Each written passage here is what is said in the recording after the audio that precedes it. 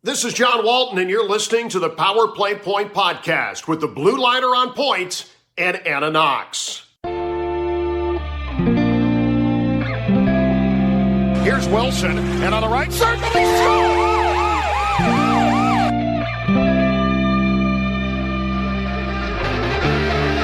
Rebound loose, wild scramble in front, score! Ovechkin with a buzzer beater! It'll count! And the hat trick tonight, number 21,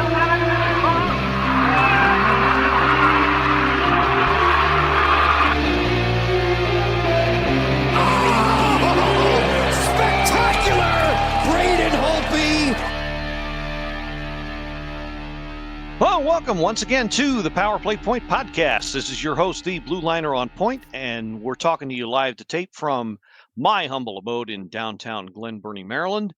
And joining me again to review this quick week of Caps hockey is the one and only mermaid from Centerville, Virginia, Anna Knox. Hey, Gal.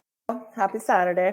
Happy Saturday. Yes, we're doing this on a Saturday because there is a matinee game tomorrow, which will cut into our usual recording time. So hopping in a bit early, doing a quick review of the quick Midwestern road trip. And that's as far as I'm going to pretend to smile and be happy about things because, I wasn't happy about things. And apparently I got my angry on so much so that I pissed off my doctor and blew out my BP. And now he's, you gotta take it, you do something about that. Are you serious? I am not kidding. Unfortunately. Oh, But unfortunately, I'm still keeping my angry this week because there's 2 games that were played and 2 losses. And yes, I know they're having a kick-ass year, but it's still 2 losses that should not have been 2 losses. okay. No, I'm not kidding about that part. But Oh, I know. it's not nothing. It's not anything I can't handle. All right. That was part of part of the fun I had this week. Part of the adult spring break that we're all having now that we're getting older and it's full of doctor's appointments and catching up with things. That kind of good times, yeah. Yippee. Okay, Yeah. well. Really much fun. You can relate. Oh, I can 100%. My Saturday has been teeth cleaning and an eye doctor appointment. Good times. Good times. So my spring break isn't for another 2 weeks. So it's going to be all about keeping my shit together for the next 2 weeks. My God. 2 weeks, Gil. Yeah, I totally. Hey, you know what? I was on first 2 weeks of this month. I was on countdown. Believe me, trust me. Brutal. And ours is only for a week. Well. But you know what? I'll take it. I'm not complaining. I'm just saying it's a lot of adolescent hormones and a lot of attitudes these days. So it's like, all right, I gotta find my zen. And I find my zen when the kids come in and I'm like, oof, there is a thing called deodorant. There is a thing called deodorant. And, while you're at it, brush your teeth. And then while you're at it, please wear clean clothes because wearing the same thing every day, you stink. Well, I'm glad you said adolescent hormones and stuff and attitudes and stuff like that. And I'm glad you said kids because for a second I was thinking maybe the other teachers were, maybe like that. No, I think the other teachers, we all kind of have a secret handshake right now where it's like, I'm not mad at you, I promise, but I'm going to probably come off as a super bitch. And just the secret handshake is, how many days till spring break? I got you. I got it. You're going to snap at me. I'm going to lose my patience with you. It is like whatever kind of secret. You just know when you look at somebody and you're like, get me the closer to spring break right now. Yeah, and I totally get it. It's also one of those things where it's like, hey, oh my God, over break we should totally go for drinks, and you're like, That would be so fun. But your mind is like, are you fucking kidding me? I'm with you 7.5 hours a day. I don't want to drink with you over break. Going on vacation to get away from you. Totally. It's like, no offense, because after break, I'll, be super excited to see you. But no, I don't want to see you over break. I don't want to talk to you over break. It's, but it's understood. It's understood by everyone who is employed by any kind of school. Whether you're a teacher, an admin, office, whatever, you're just like, we're there. Who's going to lose it first? Definitely. And now we're going to talk about. It's definitely spring, which means getting close to playoff time, which means jockeying for position. But it's definitely spring. So, apologies if you hear a crash. My cat is feeling it. He's been running around knocking shit over, and love it. So that's okay, because mine are barking at who knows what outside. He's rattling the blinds in the window next to me now. So again, you hear some unadulterated noise that it doesn't quite get squibbed out by the editing machine that I use. Yeah, that would be why. Just fair warning. It's all good. Anyway, but like Anna said, we do have some hockey to discuss. Quick little road trip out to the center of North America, the north center of North America to be exact. First of these two games were in Winnipeg, Manitoba, Canada, our neighbor to the north, to battle our counterpart in the West as far as leading their conference. They've been running away with the lead in the West just about all year. So this was a much anticipated showdown, and it was, I liked the game right up until about, I want to say, what does it say here? The 67th minute of the game. Oh, yeah. But first, let's cover the previous 66. Okay, so first goal of the game, Josh Morrissey, not the singer, Josh Morrissey, not the guy from England who sings all those songs from the 80s and 90s that everybody cries to. The lead singer of the Smiths, in case you need to know. Too. I had his poster probably on my wall in high school because I was, in that stage where he knew all. Anywho, yes. I was more of I love the Smiths, but I was more of a Morrissey solo guy until he turned into fucking weird, but yeah. He turned into what he turned into later on. Yeah. But we won't talk about that. We'll mention Josh Morrissey and we'll just leave it at that. Yeah. Josh Morrissey, he got his 12th of the season on a slapper. Scheifele and DeMello, the assists on that one at 6:50 of the first period. And then Andrew Mangiapane, his 14th. We have another Mangiapane sighting assisted by Jacob Chikrin. And this was in the sacred magical Nugget minute. And so this tied the game at 19:20. So everybody was due for some reduced price or free chicken McNuggets courtesy of McDonald's the next day with a $1 purchase on the app. So I hear every game anyway. Mm-hmm. And chicken is being generous. I mean, come on. We won't go into that.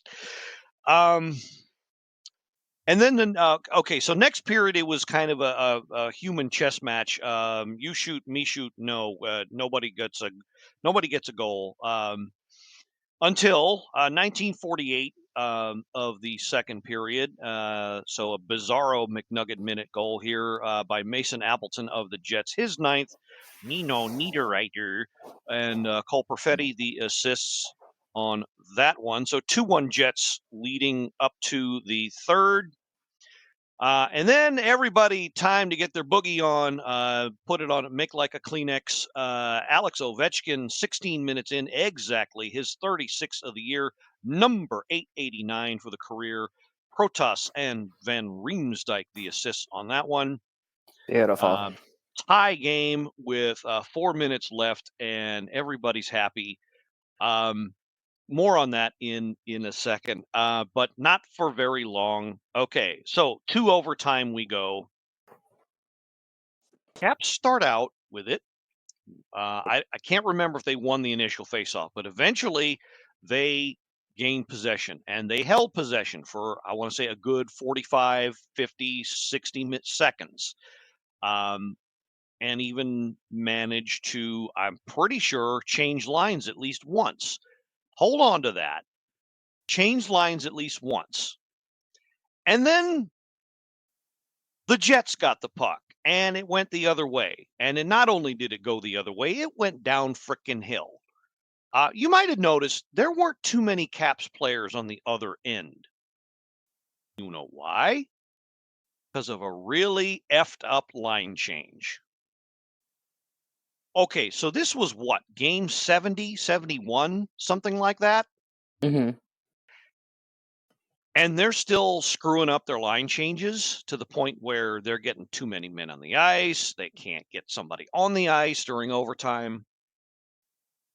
I'm getting a little tired of this. I mean, This far in the season, yeah.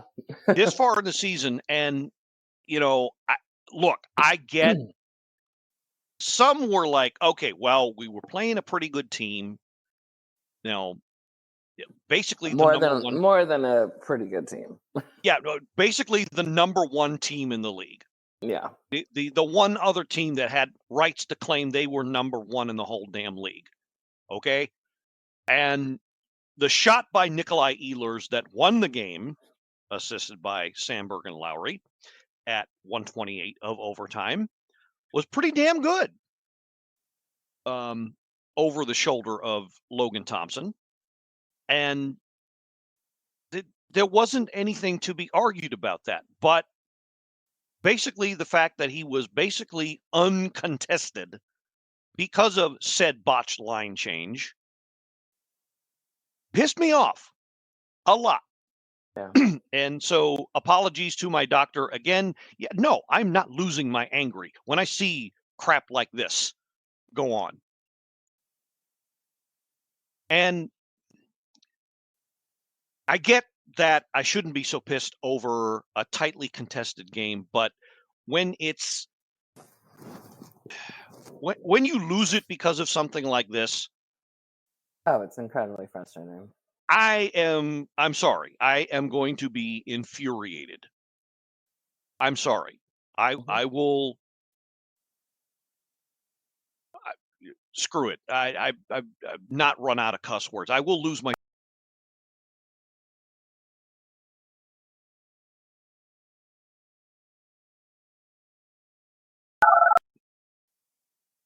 I will, because this kind of thing ought not be happening.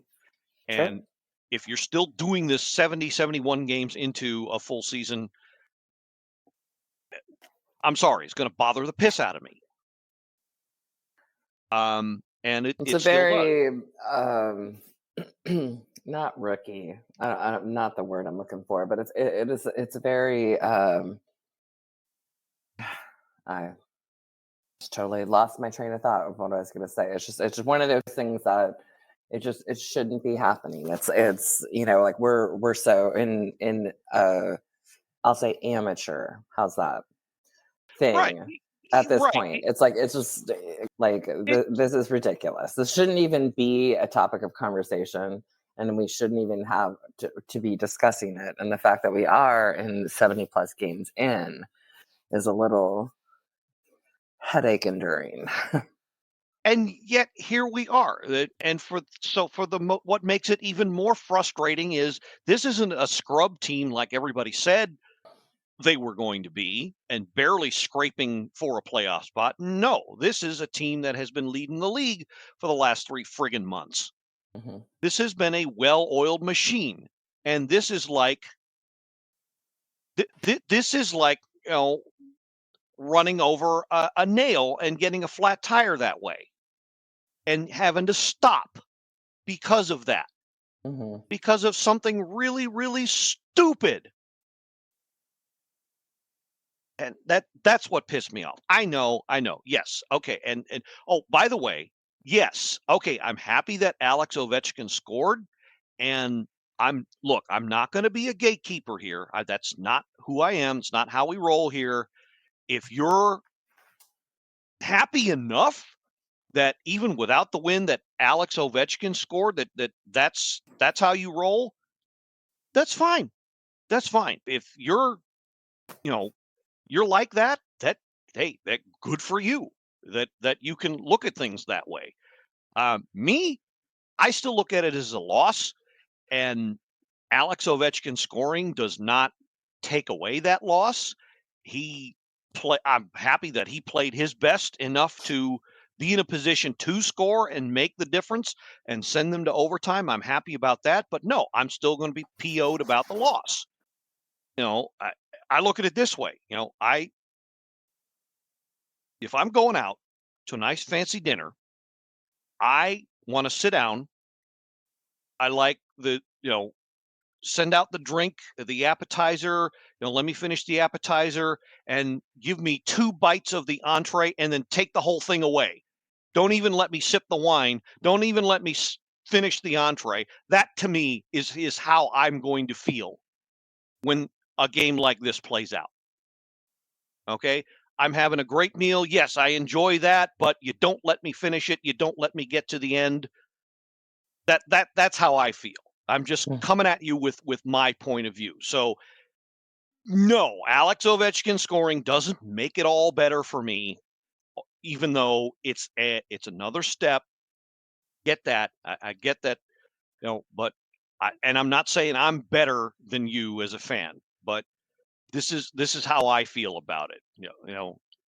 So if you on the other side of the speakers of the earbuds, what have you, are thinking, well, but Alex scored. Why aren't you happy about that? I am happy about that, but I can still be pissed that they lost like this. Yeah. Even with that happening. So that was bad enough. Then came 2 days later, and they were up in Minnesota, and I had to hear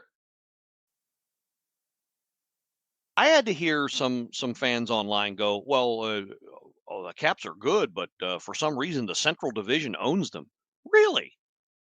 Because we lost 2 close games, 1 game in a shootout to Minnesota, and then this thing, and then 2 overtime games to the Jets. Okay, they own us. Really? You're gonna Pretty throw in bold statement. a piddling ass 4-game sample size. Okay. Yeah, no, I'm sorry. That don't fly. That don't fly with me. All right. So speaking of said game, yes, they went to Minnesota. I think where they still play is the XL Energy Center. Yes, that is where they play. Caps had 30 shots on goal in this game. You wouldn't know it though, based on the type of attack they had. Well, all right. This game started out okay. It didn't end very well. Let's run down the scoring. John Merrill, his second, Shore the assist, 6 minutes exactly for the Wild. They take the lead. Then Matt Roy, Radish, and Eller the assists a minute 8 later to tie the game. Then Duhaime, who you know what? I don't like mentioning it a whole lot, but I do partake in the online sports betting. I was looking at Duhaime, and he was all kinds of jacked to be back playing against his former team, and I thought to myself that would probably be a damn good bet to put him down for an anytime goal, and for whatever reason, I never did, and I should have, because he was the one Cap that looked he was ready to rock and roll that whole game. And he did. He got his 9th. Dowd and Beauvillier, so some fourth-line magic there at 8:49. And then it's like the plug got pulled out of the Caps offense. Even though they managed to get a lot of shots the rest of the period and 9 the next period. Now, back to the summary. Freddie Gaudreau, no relation, I don't think. His 17th on the power play. Speaking of which, oh boy, that's something that needs some fixing right there. Matt Boldy and old friend Marcus Johansson, the apples on that one. And then with 9 seconds left in the period, yeah, you never, ever want to do that. 9 seconds left in the frickin' period. Boldy strikes again, this time with the Rossi and Hinestroza helping him. Oh, my God. 9 seconds left. That I always say the two killers, shorthanded goals, last-minute goals. Never want to do that. And they did one of them. And then from here on out, this is what pissed me off about this game. Caps would gain the zone. They get one shot and exactly one shot. And nobody would go for the rebound. Nobody was even close. Right. And then they turn it over, lose it, and lather, rinse, repeat. Start all over again. That's how the whole frickin' period went. Like I said, it's like somebody pulled the plug on their offense. And it wasn't working. It just was not working. Everybody's thinking it. I'm going to say it. The both top lines were complete ass this game. Everybody. Mm-hmm. Nothing. I mean, absolute nothing. The power play sucked donkey testicles completely. It was the score wasn't the true indicator of this game. Neither were the shots for once. And it didn't make me as pissed as the Winnipeg game, but it's one of those games where it wasn't the effort, it was the way they were playing. If that makes any sense. Yeah, but I think this game pissed me off more than the Jets game. And okay, do tell. How did that happen? I just felt like going into the Jets game, I don't know, like it wasn't. I saw more effort in that game. I felt, but I don't know. It's hard, but I was definitely like with that game. I think maybe it was just my mindset going into it. I knew it was going to be tough. I knew that they're going up against the Jets that have this record, and I don't know if that's in their head or not. But for this, I will say, like, part of me was like, we should totally have this game. I know they've got great players, but I didn't think that there was a reason for us to lose this game until I watched the game, and I was like, no, like we don't have it. We're not out there. I felt like we were not. It certainly wasn't 60 minutes. And maybe that's what I was focused on. But I don't know. This game pissed me off more than the Jets one did. Well, now that you mention it, yeah, I get that. I kind of get that. I would have thought that losing in overtime that way, they would have come back. Yeah, like they would have showed some fire, and I did not see that. And I know them. Everyone, there are people out there that are all about that countdown for Ovechkin, and everybody is, but that's not, that's not that can't be, and I don't think he even wants it. He doesn't want it to be the number one focus of the game. Right now we're so far into it that it's like we've got 10 games left, and tighten up those lines. We shouldn't have any kind of penalties as stupid as too many men on ice. And then they just look sloppy. And I really thought, I would have been okay with 50-50. This is, one of the two, but I kind of expected the loss with the Jets. I wanted it to be close. It was. Not happy how it ended. Whatever. This should have been a win. They didn't want it. The other team did. Yeah, that's pretty much it.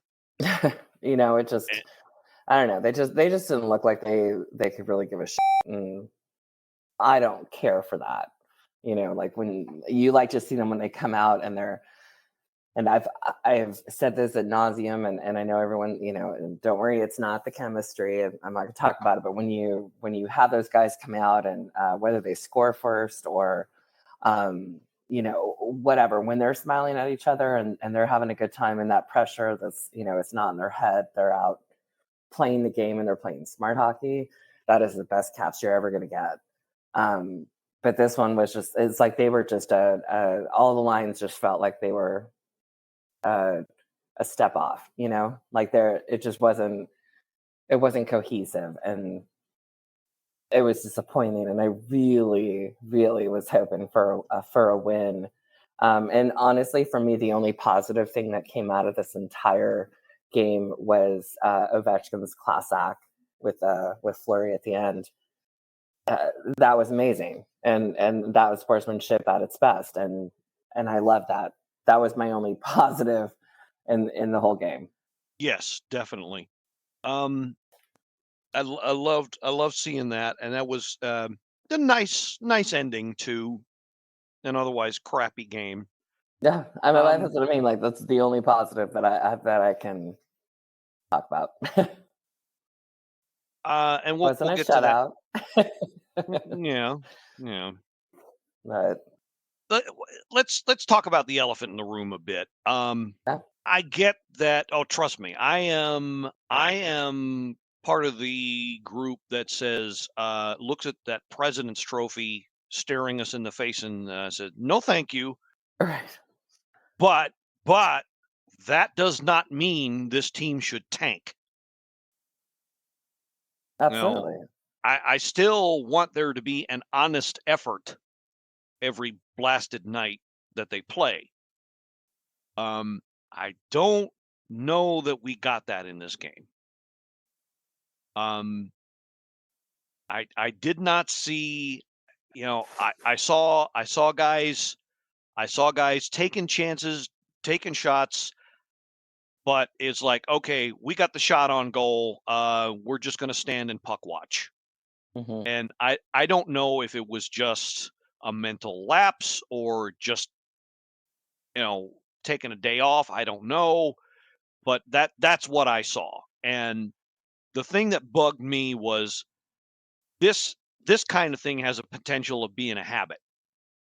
And this close to the playoffs, you don't want to let bad habits creep in. Hmm. That's what bothered me about this game. Um, but you know, back to the very end. Yeah, it was very nice to see um, the captain do that. Um, and if you're not quite sure what we're talking about, what happened was at the very end of the game, Marc and Andre Fleury was given a nice send off by all the Caps because he is retiring this year. He didn't start the game, but there's been kind of I guess I can't. This is the biggest oxymoron I know, but I can't think of any other phrase to describe it. A friendly rivalry between those two, and so uh, Ovechkin took it upon himself to call out his whole team before they went down the tunnel and gather them for a long handshake line just for him, just for Marc Andre Fleury to send him off because in all likelihood this was the last time they would see him. Hmm. So and And it great, was it, great it, it gesture. was a perfect example of sportsmanship, and you know why he is our captain. Nobody told him to do it. You know, there's a mad respect level there for him, knowing how what a badass Flurry is when he's playing goalie. So um, that was just kind of the highlight. But man, this game just this sucked, and I just feel like um, you and I have spoken highly of Spencer Carberry and choices that he's made. I won't. Um, I have no doubt that behind closed doors there was a lot of what the fuck Oh, happened I'm out there. I'm sure, and I don't Yeah.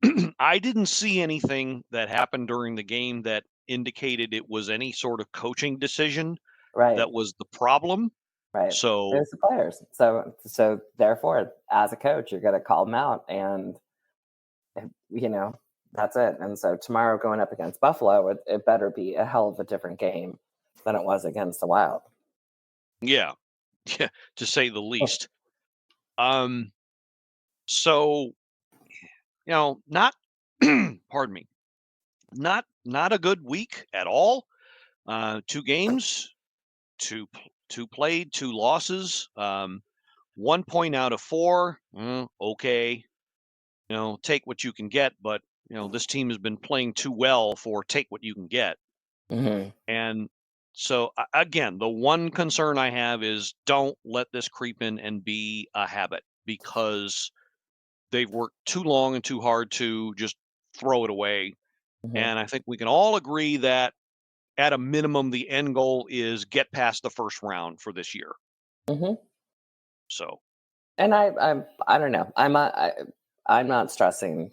I'm truly not. They're not going to win every game. We know that. We've had a couple of, this was a rough week. We haven't had this consistently, where it's been, yes, we've lost 2 games in a row, but I don't know. Like I'm not concerned. I'm going into it, and I will say, no, but you know what? Never mind. I'll talk about it later. But I was going to say I did have positives for the week, but we can talk about it at the end if you want. okay. Well, so before we get to that, going to do some quick previews of the upcoming week or so. So as Anna mentioned, tomorrow, Sunday afternoon, is a back at home matinee 3:00 puck drop against the Sabres. And that ends the month of March, and then we go into April. Not a joke here, but Boston, go up to Boston on April the 1st, 7:00 puck drop there, and then right back down the seaboard to Carolina against the Hurricanes the very next day, 7:00 puck drop that game, and then finish out the regular week back at home for a quick 1-day visit with Chicago. They come into town, 7:00 puck drop there. That one, if I remember correctly, is going to be a nationally televised game. We'll have to see where Ovi is at that point. So that'll be interesting. And we're probably going to record Saturday, the 5th, because the next game for the Caps is a 12:30 matinee on Sunday the 6th, up on Long Island against the Islanders. Yeah, we're probably going to be recording then, or the day before, to go over those 4 games. And then the week, we'll have 2 weeks left in the season, so we'll go over that when we get to that. So what were your positives you wanted to go over? Oh, just Or did I you knew want this to was. save it? Yeah, no. I was just gonna say, I know the losses are rough, and if we're looking at it, it's like it's infuriating. But let's talk about Chikrin. Finally got him signed. I'm a little like, oh God, 8 years, but you know what? Whatever. Got him signed, and Big Mac. Glad to see that as well for 2 years. So there was actually 3 re-signings. Oh, okay. Sorry, I was not all excited about those 2. Who am I missing? Oh, right. No, you're right. So yeah, quick little obviously McElrath, yes. I think that's a good signing, because I think he's been probably, and this is going to sound weird, but I think he's probably the best 7th defenseman that we can ask for. And he adds that extra toughness when it's needed. Mm-hmm. So 2 years is a pretty good term. Money's right, of course.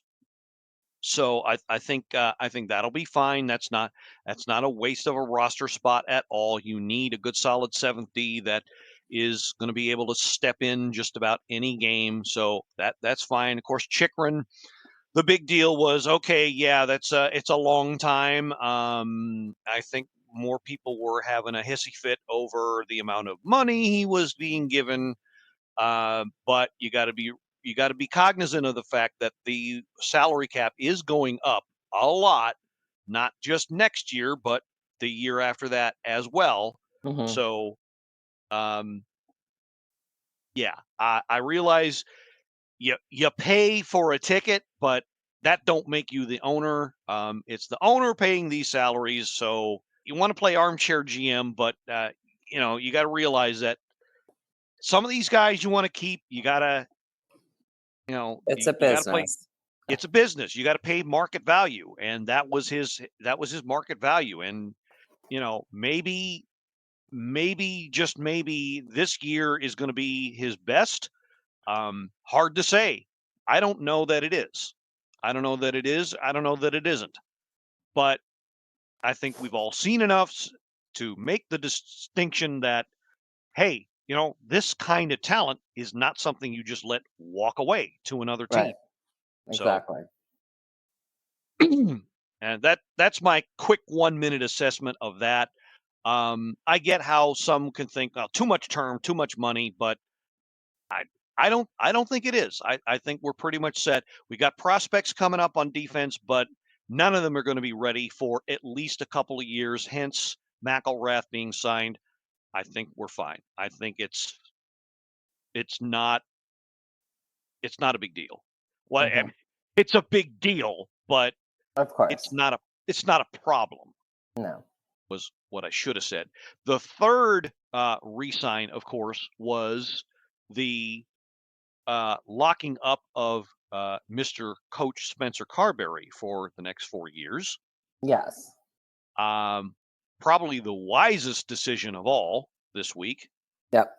Sorry, I because was just I had the players, but we both have mad respect for Spencer, so absolutely, I was happy to see it. definitely, and that was very happy to see that. If he's not at least a contender for Coach of the Year, then there's something very, very, very wrong Agreed. out there, and we'll just leave it at that. Okay, so going to throw in a quick. I haven't done this for a while, so it's end of the month. So I'm going to throw in a quick Young Blueliner story with it being the 50th anniversary of the team. Not quite as young, slightly older here. So I'm going to take you back to the spring of 1986. I was in 6th grade. I was 12 years old.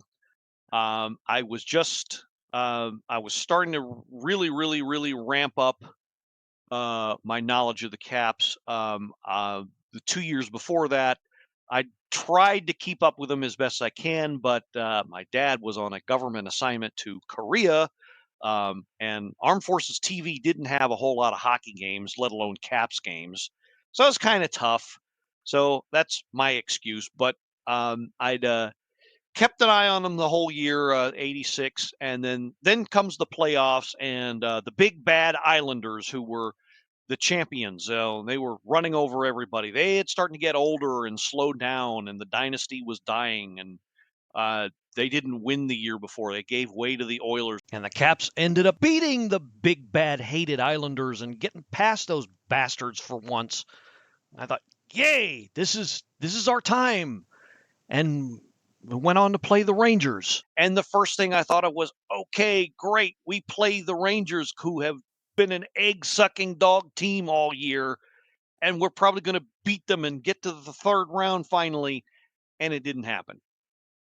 They went 2 up on the Rangers that year in the division finals and lost 3 straight. And that, ladies and gentlemen, was my first taste of NHL playoff heartbreak, because all the years before, I didn't expect them to go anywhere because they were playing the Islanders. So I figured this this time, okay, we don't have to play the team that beats us all the time. We play a worse team. No, doesn't work that way. And my first lesson in playoff hockey, being a whole different animal, came right there in the spring of '86.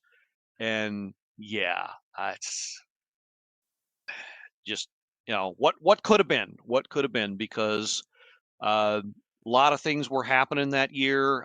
They had the second of their 100-point seasons, if I'm not mistaken.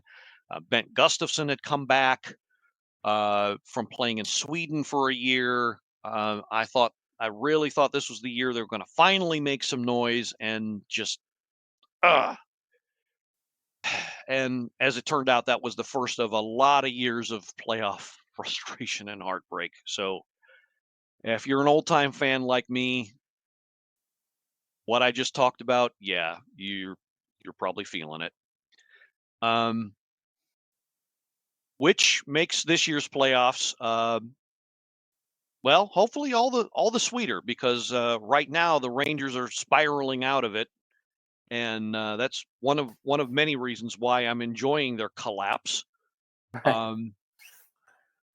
And the Caps are doing well. It's fun to watch that. That's where I am with that. Right. Okay, so that's story of misbegotten hockey youth from long ago. All right, so I think we're going to stop it here. Mermaid, did you have anything else you wanted to put out for the week? No. Okay. No, I'll be watching tomorrow and the rest of the week, and we'll touch base on Saturday, Saturday the 5th. Saturday. Yeah, we got going to have a lot to cover, and going to be very interesting. Got the grade 8 chase is probably going to be hopefully significantly closer by then. So crazy. Yeah, it's great. And the playoff race will heat up, so we'll have a better idea of who they might be playing in the first round, I hope. So just some previews there. Okay, so for the Mermaid Anna Knox, this is the Blue Liner on Point signing off and reminding you that I got a message to the guy who stole my antidepressants. I sure hope you're happy.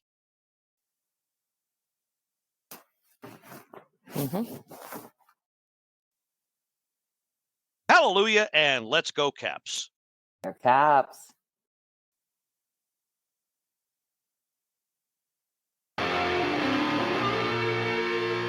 This has been another episode of the Power Play Point Podcast. All episodes are available from Apple Podcasts, the Podbean app, blueliner77.podbean.com, and now available from Stitcher. Music by Joe McAllister, voiceover by Jeffrey Conkle.